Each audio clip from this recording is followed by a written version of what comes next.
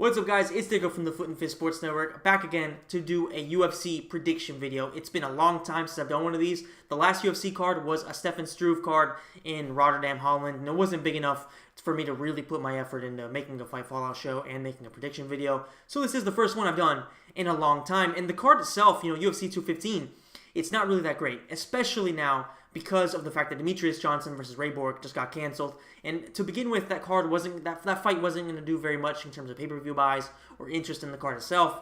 But obviously, having a title fight where Demetrius fights, I'll watch any Demetrius Johnson fight, basically, regardless of how bad the opponent is. And honestly, I didn't think that Ray Borg stood any chance there. And I actually recorded this yesterday. I recorded this yesterday and decided to redo it because of the fact that Demetrius, the fight was canceled.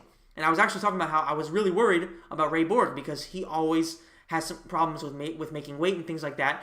Apparently, he didn't miss weight. He wasn't having some weight problems. So basically, his illness didn't have anything to do with his weight cut. So that's good to hear. But still, I was really worried about him not making the fight. And there you go. He didn't make the fight. I mean, hopefully it's nothing major. Hopefully he will be fine.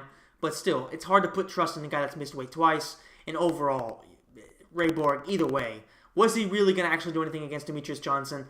I definitely don't believe so. So that wasn't a really big effect when it comes to pay-per-view buys, but it was definitely going to be interesting to see Demetrius Johnson break the record, defending his title for the 13th time, beating Anderson Silva's record, and seeing what exactly was going to be next to him. Was he going to call out TJ Dillashaw? Was he going to call out the winner between Garbrandt and Dillashaw? Whatever. What was going to happen with him? Interesting stuff. Was he going to move up in weight? Hard to say. But there would have been interesting just to see what would happen there because, he makes more money off of Twitch than he does with UFC. So he needs to do something in his MMA career before he can really be called the greatest of all time with, general consensus by the casual fans. Because only the hardcore fans really know how good Demetrius Johnson is because the casual fans just don't tune in. He doesn't fight big enough name opponents, and realistically, because of the fact that he's so small, a lot of people don't respect him. I personally think he probably is the best fighter in the world, without a doubt, without John Jones. I think John Jones, if he is there, and if he doesn't test for steroids, if he isn't, cheating, then he is without a doubt the best fighter in the world. And John Jones on steroids, if that is indeed what happened, is without a doubt the best fighter in the world. But Demetrius Johnson is a close second. I mean, he's without a doubt one of the most complete fighters in mixed martial arts history, if not the most complete fighter there's ever been. So it's always fun to see him fight, regardless of who he's fighting, because he's a masterpiece. Really, he is a masterpiece of mixed martial arts. So it is a shame that he's not going to be on there. And the card, without him, it's just not worth watching. Like, if you're spending the money. Luckily, where I live, Italy, we get free cards. So I'm not going to complain about that. I'll watch it. But if I was going to have to be paying for it, like back when I used to, because it wasn't always free, when I did watch it on UFC TV, I probably would have thought twice about buying this. I'm not going to lie. But if it's free, or if you can find it like in a bar or whatever where you have to pay much, definitely it is worth buying. So let's go ahead and take a look at the card and break it down. Alright, so the first fight I'm going to break down is actually on the prelims. It's Henry Cejudo versus Wilson Reis. And this fight, it's not necessarily a fight that's going to be like, okay, this has immediate title implications in the 125-pound weight class. But if you look at these two guys, they've both recently lost to Demetrius Johnson. I think Henry Cejudo lost to him a year and a half ago, maybe 2 years. I don't think it was quite 2 years, but it was definitely a year and a half at least. And it was a pretty easy win for Demetrius. He got him in the clinch against the cage and beat the shit out of him, and Henry Cejudo collapsed. However, that was Henry Cejudo's 8th professional fight. So he was early in his career, and if he continues to do well, then there's always a chance of him getting a rematch for that title. Because, Joseph Benavidez, who just beat Henry Cejudo, has already lost to DJ twice. So he's sort of out of the picture. He's really the only person I could really see having somewhat of a chance against Demetrius Johnson. He's the only one that can really do some stuff because he's a really, really good fighter there as well. And if he can do better than in the second fight where he got caught, then there's a chance he could do pretty well. But right now, it's just hard to see that fight happening. So Henry Cejudo, if he can get a big win over Wilson Reis, in a very convincing win, then there's a chance of him possibly getting another title shot very soon, especially because Ray Borg probably won't be getting another opportunity there. I mean, is there really any interest in that fight? Not really. Is Demetrius wanting to risk having a fight collapse again? Probably not. So Henry Cejudo might be that guy if he could beat Wilson Reis. Wilson Reis, on the other hand, I think it was Demetrius' last fight, so there's not really any interest there. He got destroyed by DJ just like everybody else pretty much does. So there's really no interest there. He's also not a very young guy, and it's going to be interesting here to see which guy wins because Henry Cejudo's background is in Olympic wrestling. He's a great freestyle wrestler. He won the Olympic gold, which you never stop talking about. Whereas Wilson Reis, his specialty is jiu-jitsu. So what exactly is going to happen when these two guys go on the ground? Is it going to be dominant for one guy, or is Henry Cejudo going to get himself into trouble trying to implement his wrestling more than he should? I don't really know. I think it's going to be definitely a scrap on the ground because on the feet, neither guy is particularly good. Henry Cejudo is probably a little bit better on the feet. Maybe Wilson Reis is a little bit more heavy-handed, but not much.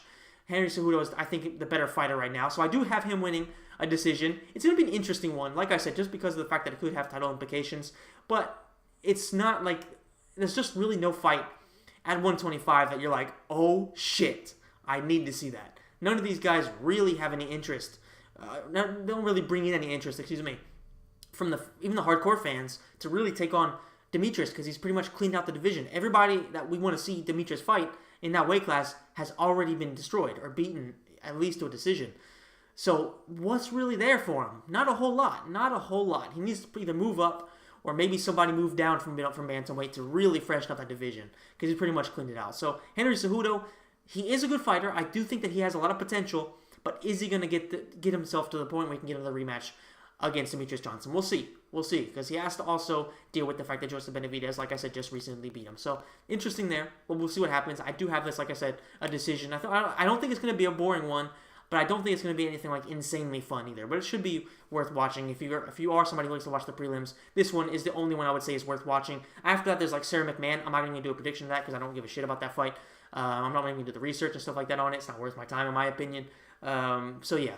That is it. I mean, it's the only fight, I would say, on the prelims that's really worth watching when it comes to title implication and name value. There are obviously always fun fights in the prelims, like a lot of knockouts and things like that, because lower level MMA has a lot more knockouts. That is something to take into consideration, but this is the only fight that really matters, in my opinion. Moving on to the main card, we have what I think is probably going to be fight of the night, and it's Jeremy Stephens versus Gilbert Melendez. You know, anytime you see Gil fight, you always know it's going to be a scrap, and it's always putting on really, really fun fights. You know, Gilbert Melendez, ever since the Diego Sanchez fight, has really become a legend of the UFC, even though he did test positive for steroids and things like that. So that is a shame, but you know, I do think he has enough quality to beat Jeremy Stephens. Jeremy Stephens is a very heavy-handed guy. He's pretty well-rounded, but recently he's lost to a lot of guys that usually he would beat, and he's sort of turned into a guy that, you know, is sort of a gatekeeper. He's always sort of been a gatekeeper, but right now even more so. He's moving down the rankings a little bit, and he's just getting beat by guys that he usually would beat. So I think Gilbert Melendez should be the favorite coming into this fight. He should be able to get the win, but I think that the big factor here could be, the big X factor is the fact that he's going to be moving down for the first time to 145. What's he going to look like at 145? And most importantly, is the weight cut going to be too much of a problem for him? We'll see. I'm hoping that it won't be because I do like Gil Melendez. I think he's a really fun fighter. But I do think that could be the only factor that's going to cause him to possibly lose because he's going to be the bigger man and he's going to be maybe not the faster man, but definitely the stronger guy, I would say. So it should be interesting. His game plan is usually grind people out, beat the fuck out of them, and just put on fun fights. So is that going to happen? Probably, because Jeremy Stephens is definitely game. He always likes to get into brawls. So that's something that could definitely happen. Either way, I think it's going to be a fun fight, and I just want to keep an eye on Gil Melendez's cut. Because if it's a big one, then Jeremy Stephens could possibly go out there and win. But I do have Gil Melendez winning a decision. Alright, so the next fight to talk about is Ilir Latifi versus Tyson Pedro. And there isn't a whole lot to know about this guy, Tyson Pedro. If I'm not mistaken, I did some research on it. This is his UFC debut, so I don't really know exactly what he's going to be able to do at the level of Ilir Latifi because, you know, Latifi isn't one of the best fighters we've ever seen, but he's a guy that's really developed over the past few years and beaten some really tough guys in that UFC lightweight division. That's the big thing here, you know, the experience factor. It is a big deal. Make no mistake about it. It is a big deal. Tyson Pedro, 7-0, fighting outside of the UFC. He's definitely a big prospect, and you can definitely tell that because the UFC only gives these type of guys these type of fights or this early on in their UFC career if they really believe that the guy has a lot of potential. You know, you see these guys coming in, like even Yair Rodriguez. It took them a while to give him some really big competition. He was the Ultimate Fighter winner. So, I mean, it does take them a little while if they don't believe that you're already at that level. So, for them to give them, what is Latifi, like a top 12 guy right now, at least, they're giving him that guy already. It either means that they want to get rid of him immediately, make him look bad, or they really want to test the guy against somebody at that level. So Ilir Latifi, he's a heavy-handed guy. If you look at him, you wouldn't really think that this guy could really be a very competitive light heavyweight because he's kind of small. He's like 5'11", but he's a tank. He looks like a Russian tank, really. That's what he looks like. But he's like Swedish. I can't really remember if he's Swedish. He's just got some weird some weird blood in him. Like, I don't mean like weird and like shit or something like that. I'm just saying like he's got a weird mix for a guy who's Swedish. He just looks really, really odd. There's something odd about him. He looks like an absolute freak. I don't know if you guys ever played the game Biofreaks from like the Nintendo era. It was just a weird game. He looks like somebody you would find there. I'll leave a picture of the guy who's like pointing nipples and shit in the video because you can definitely tell. If you see a guy like Ilir Latifi down the street, he reminds you of that, and you do not want to fuck with that guy. So Tyson Pedro, I'm sure he has a lot of potential if UFC, like I said, is giving him such a tough matchup this early on in his UFC career. But if they aren't, if he doesn't do well against Latifi, he might not quite be there. But 7-0, still really, really early. Still a lot to do. Still a lot to improve on. I just think that Latifi, at this stage, having beaten some really tough guys, and really he's at the moment in his career where it's all or nothing. He has to go on a run now, get himself into contention, get himself eventually to like the same level as like Ozdemir, possibly being on the fringes of getting a title shot. This is his time if he's going to get himself a title shot and has to make a title run right now. I think he is going to be at least capable of getting himself around the top 6, maybe 7, because the light heavyweight division isn't very deep. It's just not very deep. You have the top guys, and with John Jones now apparently out for who knows how long, there just isn't really any depth in that weight class. You know, you have Daniel Cormier, because I'm not counting John Jones, because we don't know what the fuck's going to happen with him. We have Daniel Cormier, we have Alexander Gustafsson, Ozdemir, and that's pretty much it. Like, that's all I can think of because Rumble retired. Glover Teixeira, he's consistently lost against top 5 guys.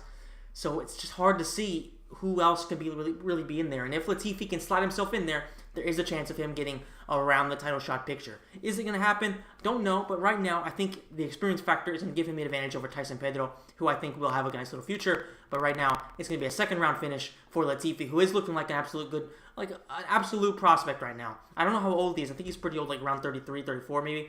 But still, I think in this weight class, and especially the heavyweights, you see these guys, they tend to reach their peak a little bit later in age. Like heavyweights, you see like there's a lot of 35, 36, 37-year-olds that are really sitting their top stride right now, making title runs and getting title shots. So maybe at light heavyweight, being some, even Daniel Cormier, he's like 38 right now. So there's a lot of older guys in that division. This could be a chance for Latifi to get in there. And hopefully, for the sake of the division, he will. Hard to say, but this is going to be a win for him second round. Now we have another really, really fun fight, which is Neil Magny versus Rafael dos Anjos. Dos Anjos recently made his UFC welterweight debut against Tarek Saffiedine, and he put on one hell of a performance. You know, Dos Anjos, ever since that first Anthony Pettis fight, and then I guess after that he beat up Cowboy for the second time as well. Ever since that Cowboy fight, we haven't really seen the same Dos Anjos. That Tarek Saffiedine fight, he looked really, really good. And it could just be that maybe cutting down to 155 was sort of taking too much of a toll on his body. That could be a factor. Hard to say. There's a lot of people that are talking about maybe USADA was being a bit of an influence on him because he went from being an absolute monster to being kind of trash. You know, he got beat up by Eddie Alvarez. Tony Ferguson schooled the shit out of him. So there are some thoughts that maybe it was USADA, but in my opinion, maybe there was, but maybe there also wasn't. Since he's never been really caught, I'm going to just go ahead and say more than likely he had a couple of really good performances against Anthony Pettis and against Donald Cerrone, but from then on, he was taking on guys that are just even better than that. You know, Tony Ferguson, in my opinion, is the best in the world at that weight class. I think if he fights Conor McGregor, it's very, very close. Maybe Tony Ferguson beats him. I think he's got a better ground game for sure. Not even close to Conor McGregor's ground game. But on the feet, I think it's really close. Tony Ferguson gets hit a lot. Conor gets hit a lot. I think it'd be a very, very fun fight. So for Dos Anjos to lose to Tony Ferguson, I don't think that's really a bad loss. I think it's actually a pretty respectable one because he also did a pretty decent first round or 2 rounds. From then on, Tony Ferguson just took over. But still, you know, he lost to a guy like Tony Ferguson who's really, really good. Then after that, I can't remember who. I think he lost to somebody else. Oh yeah, he lost to Eddie Alvarez before that too. Eddie Alvarez, though, he did really, really well in that fight. Rafael dos Anjos, kind of like he just had a little bit of a dumb game plan. Went out there with his chin up. Eddie Alvarez took advantage, and then obviously Eddie got smoked by Conor. But still, Dos Anjos, he lost to 2 really respectable fighters. Went out there, beat Tarek Saffiedine, who I think is like ranked around the top 15, top 14 maybe, but still around there. So it was a solid win, but it's not an elite win.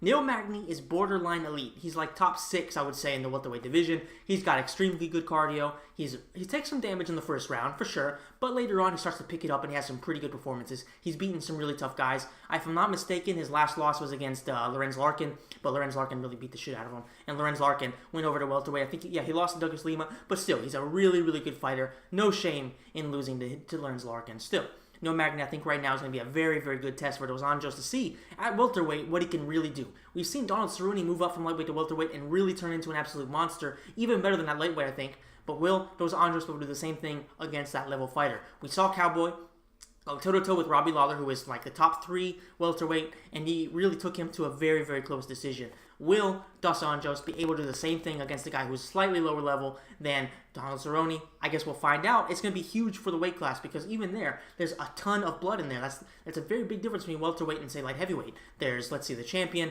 which is Tyron Woodley. You have GSP coming back. Well, not really GSP. He's coming back to middleweight, excuse me. We have Wonderboy Thompson, who's a monster. You have Carlos Condit, who's waiting on the wings, apparently. Then who else do you have? You have Damian Maia, who's probably never going to get a title shot again, and that's fine. You also have Kelvin Gastelum if he comes back down. You have a lot of really, really good welterweights out there. So, and I'm forgetting a few, like Robbie Lawler, Don Cerrone as well. Obviously, guys that I've already mentioned. There's a lot of really, really good guys there. And if Dos Anjos wants to get himself in that mix, he has got to beat Neil Magny in decisive fashion. And I was actually going to pick Dos Anjos to win this fight, but I actually going to flip-flop right now. I am going to flip-flop. I'm going with Neil Magny. I don't know exactly what it is, but I just don't have a lot of confidence in Dos Anjos, and I think that Neil Magny has what it takes to take him to the deep waters and put him into a tough test. And I just think that Neil Magny's going to get a decision. I was going to go with Dos Anjos via split decision, but right now, I'm flip-flopping. Neil Magny, split decision. Interesting fight.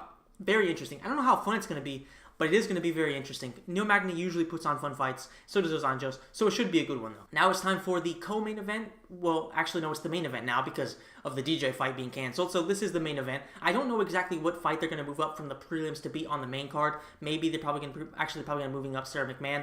I personally would move up Henry Cejudo versus Wilson Reis because I think it's more entertaining. It's a better fight to kick off the main card. So I would do that. But they might do the Sarah McMahon. I don't know though. So either way. The main event now is Amanda Nunes versus Valentina Shevchenko. The first fight these two women had, where I think was a 3-rounder, all right? And it was, a couple years ago, maybe a year and a half ago. And early on, Amanda Nunes was doing a great job. She was winning the rounds. The third round, though, it was all Valentina Shevchenko. She started to really turn it on. And if there was more rounds, if it was like a 5-round fight, Valentina Shevchenko was looking like the one that was more likely to win. So there has been some debate about what's going to happen with Amanda Nunes. Does she have cardio issues? That I guess we're going to find out right now because Valentina Shevchenko, being a Russian, is an absolute Terminator. And I've been pretty vocal over the years about how I don't really care for the female fights. I find them somewhat boring. If it's not Cyborg or Joanna Jędrzejczyk or even Karolina Kowalkiewicz or Claudia Gadelha, I don't find them that interesting. I guess you could say I'm more of a 115-pound women division and a 145-pound women division compared to the 135. Maybe it was just because Ronda Rousey was running that division really easily for so long that I sort of got staled out of that division until Holly Holm showed up. But really, even before the Ronda Rousey fight, I was never all that impressed with Holly Holm. You know, she had a boring fight with Raquel Pennington, and just every single fight I'd seen her fight before was boring. So I wasn't all that enthusiastic about seeing her fight Ronda Rousey. Then obviously she lit her up, and I was extremely happy about that. But then she fought Miesha Tate. She got beat down by a chick who Ronda Rousey beat down, which was just embarrassing in my opinion. And then Miesha Tate got beat down by Amanda Nunes. So it's a division that I don't particularly find all that interesting. Amanda Nunes is definitely a very fun fighter to see. She goes out there, she reminds me of a Shuto box style fighter. A lot of kicks, a lot of heavy punches, goes out there really to just bang. So you have to give her credit for that. Valentina Shevchenko was more calculated, and I was really impressed by the fact that she absolutely shut down Holly Holm when they fought, last year, and just really, really, really looked amazing in that fight. I was very, very impressed. So I'm hoping that she will be able to get in a good fight with Amanda Nunes and get me interested in that weight class again, because it's been so long since I've actually cared about that weight class. Like Amanda Nunes, when she lit up Ronda Rousey, I love that too, because Ronda Rousey really annoys the hell out of me.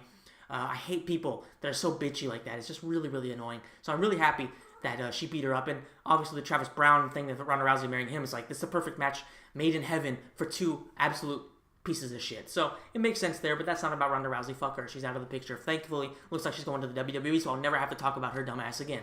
Amanda Nunes versus Valentina Shevchenko has the potential to be a really fun fight, a really interesting one. I think it's going to be more tactical than people think. Everybody sees Amanda Nunes going out there and brawling with her, but she's going to have to respect her a lot more than she did Miesha Tate and Ronda Rousey, because this is no joke. This is a Muay Thai champion. I remember how many times she was a Muay Thai world champion, and the fact that she went against Holly Holm, who's that much taller than her, she was much more rangier than Valentina Shevchenko, and she was still able to piece her up and win an easy decision. I mean, that was really, really impressive. So Amanda Nunes, especially after the first fight that was really, really close, seeing the fact that Shevchenko was getting stronger as the rounds went on, Amanda Nunes has got to respect her. And if she doesn't, she might be going to sleep. Shevchenko doesn't really get a lot of finishes, at least based on the fights that I've seen. She isn't like a finish machine, like at least against the elite level women, because she's more like a volume puncher. She's more of a tactical counter puncher and stuff like that, but she's not really heavy-handed. But most of these women really aren't. It's rare to find a woman that's really heavy-handed. So Amanda Nunes obviously is absolutely heavy-handed. She has some really strong punches, really strong kicks. But Holly Holm has some head kick knockouts, but really not a whole lot. So there's really not that many. Cyborg obviously is one of those that gets tons of knockouts, pretty much all knockouts every single time. But still, you know, Valentina Shevchenko I think is going to I think that Valentina Shevchenko is going to go in there.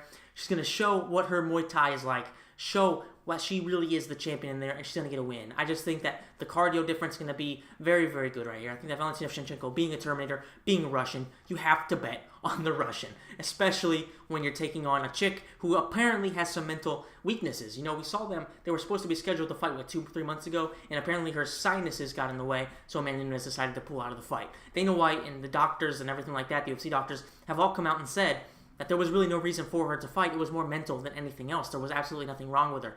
So is that the case? Is that the UFC just trying to make her look bad and sort of twist her arm into doing what they want to do? It's hard to say, but if it is the fact that maybe her mental game isn't as strong as it was, maybe she has some worries about taking on Valentina Shevchenko, which kind of seems weird when you're a UFC champion. But we saw recently Durandame, who pulled out because she was absolutely terrified of Cyborg. She could say whatever she wants, but she was afraid to fight Cyborg. So there possibly is a bit more frailty with these female fighters than with maybe say the men, because they are more emotional and things like that. I'm not saying that women are better than men, are less good than men, which men are better than women when it comes to fighting. We're just physically more gifted. We're absolutely built for fighting. We're built for that type of stuff. We're physically built for that. And women, obviously, there are some really, really good fighters. There are a lot of good soldiers out there as well, female soldiers and stuff like that. So women definitely do have that in them. But realistically, there's just differences in physicality. In our mental game, we are different. Maybe Amanda Nunes isn't quite as strong mentally as, say, a Russian like Valentina Shevchenko. That's all I'm saying. So I'm going with Shevchenko via mentally breaking her and just going the distance better with her cardio. All right, guys, that's it for the video. If you enjoyed it, please soccer kick the shit out of that like button. Please let me know in the comment section down below what you think is going to happen in each of these fights. Do you agree with me? Do you disagree with me? I'm very curious to know what the MMA community thinks, so definitely let me know in the comments. If you did enjoy it, please share it with your friends. I'm always grateful to anybody who does that because it's extremely helpful. Thank you so much. If you do, make sure you check out my gaming channel. I have a lot of stuff coming out like NBA Live, FIFA, NBA 2K, if I can get it to work. My brother pre-ordered it and somehow it downloaded on my console as well, so maybe I'll be able to sneakily get in there and play 2K without having to pay for it. That'd be awesome. 2K is better than NBA Live. Also, might be having some EA UFC stuff coming out because I made some interesting characters, so I might be sliding that in there as well. Also, on the sports channel, I'll be having football stuff, European football, and mixed martial arts, baby boxing with the Canelo fight coming up. Definitely some basketball stuff when that starts up as well. So there's plenty to look forward to on my various channels. I will be maining the sports channel because it's my favorite one to do. It's also the one that takes less time, and I don't have a lot of time as it is, so I can focus on it more, I can go harder on it, and definitely put up some good content for you guys. So thank you so much for watching. I've been Dago from the Foot and Fist Sports Network, and I will see you in the next video.